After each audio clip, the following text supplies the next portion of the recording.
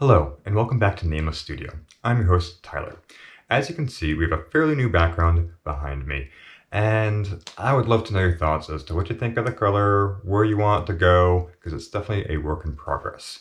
You also might know I have a new haircut, courtesy of yours truly. All I can say is I'm glad neither you nor I can see the back of my head.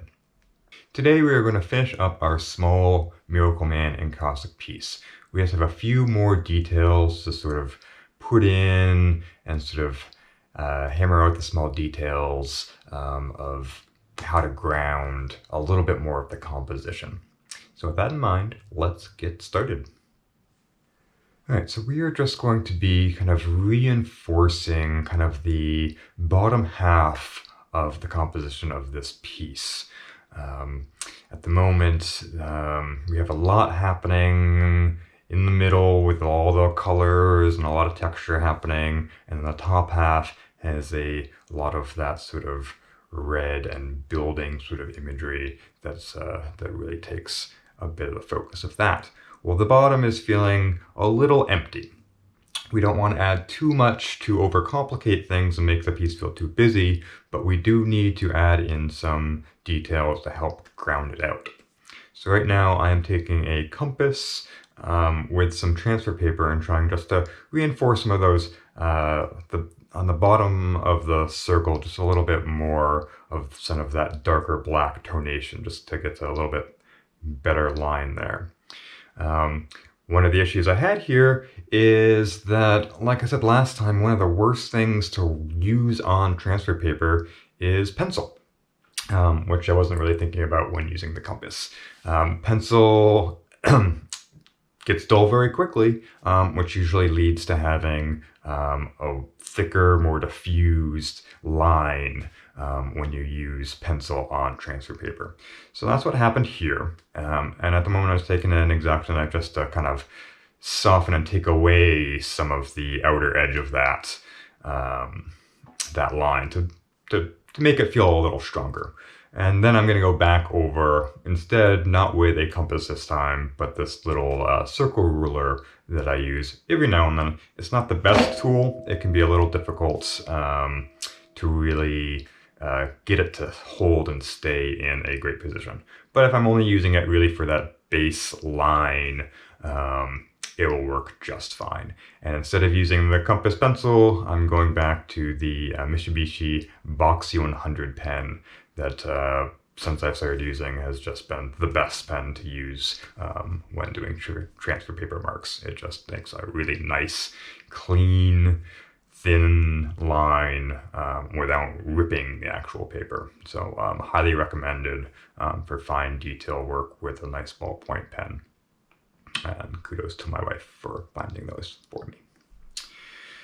So now I am going to be adding kind of an element very similar to the red line elements that we have going up the top here, but instead just a little column of them in simple black.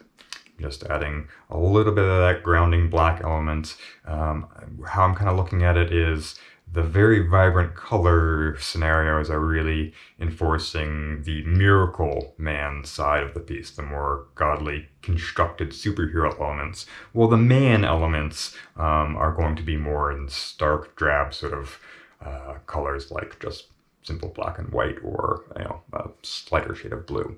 That is also in the comic books. Very similar sort of approach is taken. So I am taping this all back off, and at this point just kind of figuring out how exactly I'm going to work in these line elements, if they're going to be the same way that I did in the red or a little bit more simplified. So that's what you're seeing me doing right now here, is just sort of figuring out exactly how I want to approach this. I do want to take a minute and talk briefly about the painter's tape. I use it a lot to cordon off areas so I don't get marks on those sort of elements. Thing to keep in mind, especially with this piece, because I did very little fusion between the encaustic layers. Even painter's tape can pull off layers. If you had a very keen eye, you might notice that a bit of the red of the M on the right side got pulled off at one point later in this process. And that happened because as I said, I had done no fusion to that blue layer. So the amount of burnishing that I did on that tape before using it ended up peeling that off. So that was a little bit of a mistake, but we were able to make it work in our favor because it actually exposed more yellow, which ended up being a great base for contrast to those red line elements. So it worked in our favor. But even with painter's tape, and I tend to just go with a 3M brand, only because I know how it works. And usually I would actually be using their Super Delicate brand, which is actually like a soft rose pink color instead of the blue.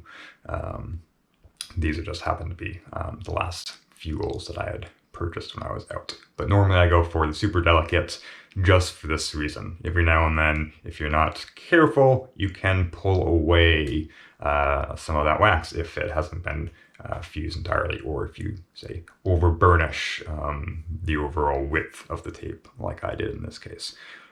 But it worked really in our favor.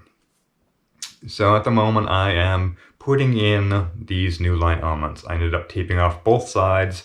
At first I wasn't sure if I still wanted to do that sort of vocal range, the vocal frequency sort of effect that we did on the red side. I opted not to, simply to reinforce this is again more the simple human, much more concise sort of approach rather than the more integral approach to the more complex side of the character. And I also, instead of doing the line elements at the same pattern all the way through, I did end up doing a little bit of a gradient as we get towards the M to sort of unground the piece by the time it gets to that sort of creation of a superhero. So the closer we get to that, the less grounded we become, is the idea behind the gradient effect that we're doing there. And so that kind of puts us at the finish for this piece. I don't feel like adding any more elements at this point would help. I think it would probably hinder, make it a little too complex. But please let me know what you think down in the comments. Do you like how this worked? Would you have gone in a different direction for certain aspects? Do you have questions about why I did things in certain ways? I would love to hear your thoughts. So that is all for this week. I will thank you again for your patience and me still sort of stumbling here and there on my way through all of this.